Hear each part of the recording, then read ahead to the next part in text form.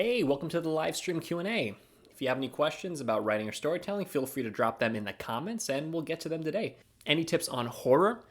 Yeah, one thing I kind of think about sometimes with horror is I like to divide horror in my mind into two different kind of categories, and I see them as one, uh, real character-driven horror, and then I also see another type as being kind of campfire stories.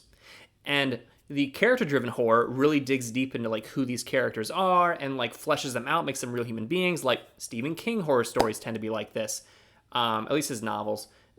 And or if you ever watched the Haunting of Hill House TV show, which is my favorite horror movie series, anything, it is so good and it has a lot of human warmth and characterization and depth to it. I highly recommend it.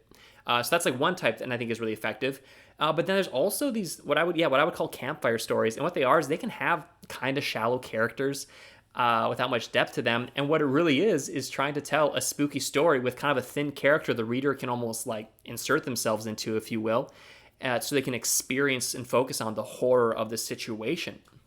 So like I would say, oh, is it Junju Ito, or something like that? I'm forgetting their name in particular, but they're a Japanese horror manga writer and artist, and they have like one piece of horror manga that is it's a kind of a short manga piece, and it is focused on this cliff face that has revealed all of these human-shaped holes in the walls, and people like start getting attracted to it, have dreams about it, and go on pilgrimages to it.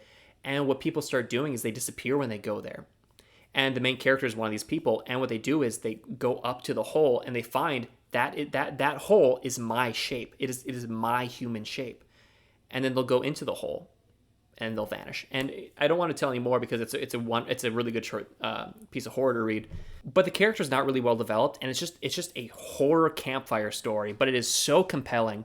And so I think both those stories have their places. I would say a thinner kind of characterization in that campfire story feel can work better if you're focusing more on what's happening and the experience and the concept than anything, whereas the more character driven stuff is obviously more focused on the characters. I think both can work in their own contexts, and both can be fun. Any tips on how to reveal that your main character is murdered in the first person or third person close? So like your main character, your point of view character gets killed. So how do you reveal that? I mean, there's some like semi-cliche ways where if you're deep in their point of view, you know, the world's getting dark. Like there's a certain level of that you can do.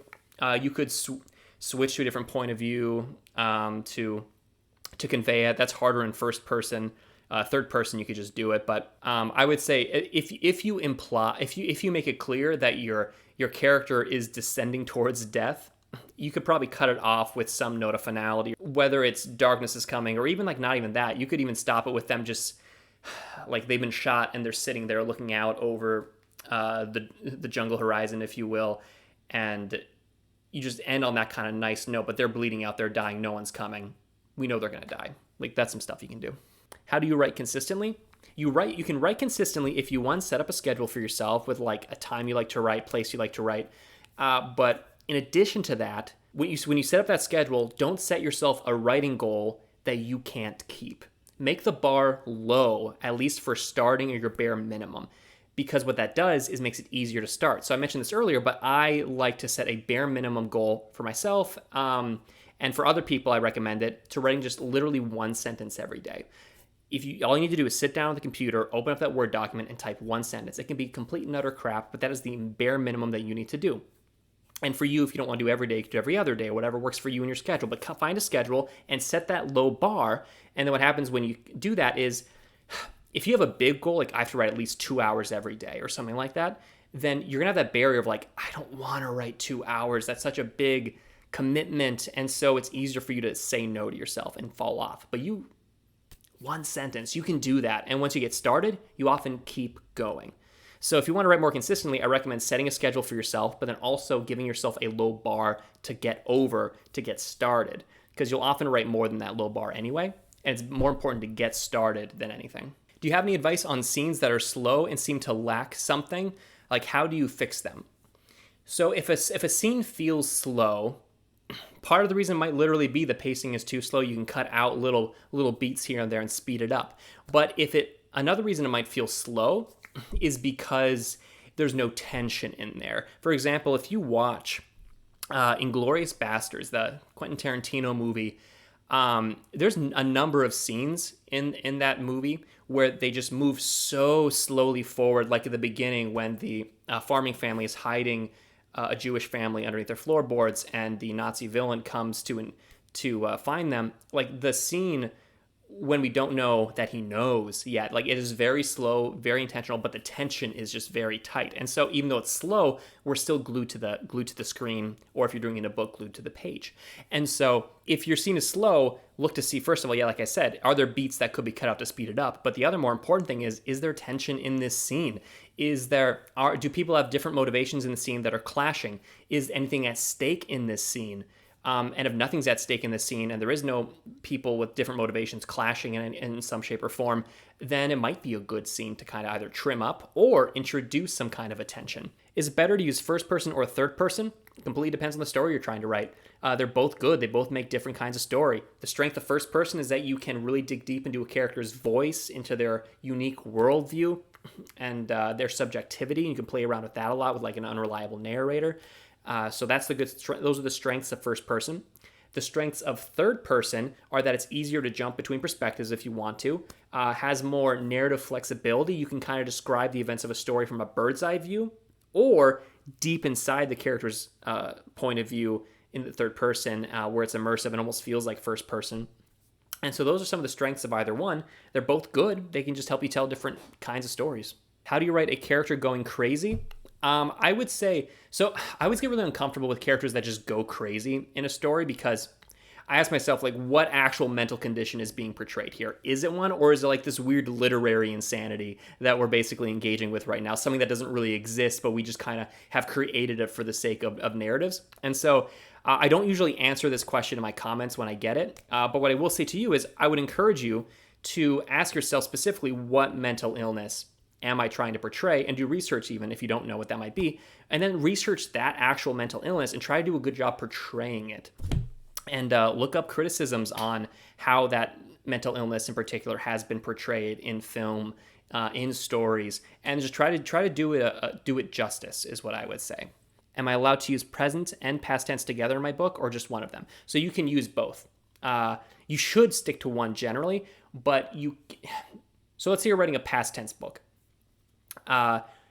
You can dip into present tense for particular moments if you want to convey an altered state of reality. For example, if someone's on drugs and you want to do something like that, or if I read one book where whenever we'd go into the murderer's perspective, it would be in present tense, and it would kind of convey this sense of not only immediacy but also altered state of mind.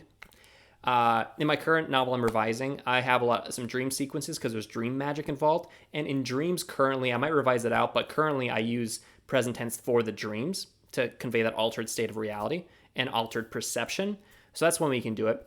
If you're writing a present tense book, however, you can use past tense only when you're in the past. So like sometimes you do a flashback, so you can go from present tense to past tense if you're writing a flashback in a present tense novel. How do you make a character memorable? To make a character memorable, first of all, give them a very relatable struggle in some shape or form. For example, like Harry Potter, I think, is a very memorable character for a few reasons. First of all, we sympathize emotionally very greatly with, he lost his parents at a young age. He wants so badly to know his parents, to have a real family and friends, but that was taken from him and denied him for so many years leading up to the first book. And so we emotionally connect with him on a very deep level. But the other thing that makes him memorable is the very little, just unique, dissonant detail of he has a thunderbolt scar. It is a very small thing, but it's not just a scar on his forehead, it's a thunderbolt. And that is an image we have not really had before. It's a very visually memorable thing. And it helps us remember them in a way we'd otherwise would forget. I noticed that I use a lot of adjectives. Is that good, or are there better ways for describing? Adjectives are okay to an extent. I wouldn't come up with a blanket ban on them by any means, but what I would say is, especially if you use a lot of adjectives in a single sentence, try to pair them away, because all those do is start to clutter up the sentence. And so see if you can find a better noun, or even ask yourself, does this adjective actually need to be here? And for those of you who don't know, an adjective is a word that describes a noun. So like A black cat, cat is the noun, black is the adjective. An angry person, angry would be an adjective, person would be the noun. So it depends on what you're describing, but I would say don't let them clog up your sentences. Try to, I mean, in general, only use what the sentence needs. So if you can pare back or have more precise words, because sometimes you can use one adjective when you originally had two, because maybe you have a better one. There's nothing inherently wrong with them, but if you use too many of them, it can start to clog up your sentences and draw attention away from the purity of the image you're trying to create. So, do you have a good way to organize feedback after doing a writing workshop? What I like to do is, well, first of all, when you get feedback from everybody, usually there's some kind of discussion around it. So I would take notes during that discussion, just of some themes you're hearing people talking about. But then you will get feedback from everybody, written down on the sheets of paper as well, the printouts of your story. But what I recommend looking for most when looking through everyone's feedback is look for a consistent theme, like something a lot of people seem to be honing in on that is a flaw in your craft that you don't like to see. And then I would recommend highlighting that in particular for yourself, and not only fix that in revision, but fix that next time you're writing a story. So just to give you an example of this is how I improved really quickly in my MFA, was that I got feedback on my first story, and even my first story in particular, and what everyone honed in on was the character in that story was not very active. They were very passive, and one person even described that character as a window to the story, not like a really fleshed out character or a primary actor in the story. They were just observing the story. And when they said that and everyone agreed on that, I looked back at my other stories I'd written, and I found out that this had become a habit of mine. It had become a bad habit in my writing that I would write these passive window characters rather than making the narrator the interesting character to begin with, and the character who's changing things and being changed. And so what I did then is I took that and, like, in revision, I tried to fix that. But also when I wrote my next story, I told myself, this is the one thing that I am not allowed to do again.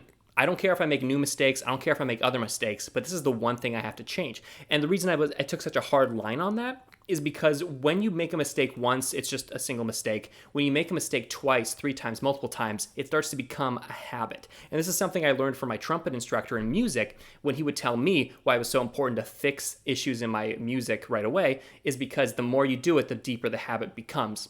So when you target one thing at a time in your writing from workshop, you take that big thing you want to see change and you target it with all your effort the next time you write. What you're doing is breaking that bad habit and introducing a new, better habit. So for me, what that meant was I was removing the bad habit of passive window characters, which, side note, they can work in some stories, but I was doing it all the time, even when it didn't work. So I've taken those, I'm removing that bad habit of always doing that, and I'm introducing a new habit of writing active characters, characters who do things and change things in the story.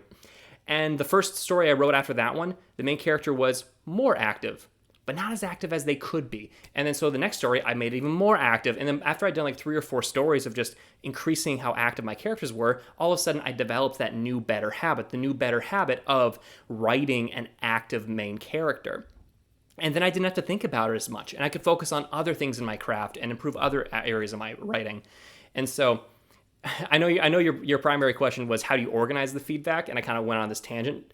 But that's something I do encourage people to do when they're in a workshop, is find a big theme of like what is something you want in that feedback. Look for a pattern in that feedback that points at something in your craft that you want to change, and then commit all your efforts to changing that thing. Anyway, thank you all so much for coming to today's live stream. I'm going to have to call it quits here. I do this every Saturday at 2 p.m. Central Time here on TikTok, and so I hope that you'll join me next week. Come with some more questions on writing and storytelling, and I hope you all have a good week. See you, everybody.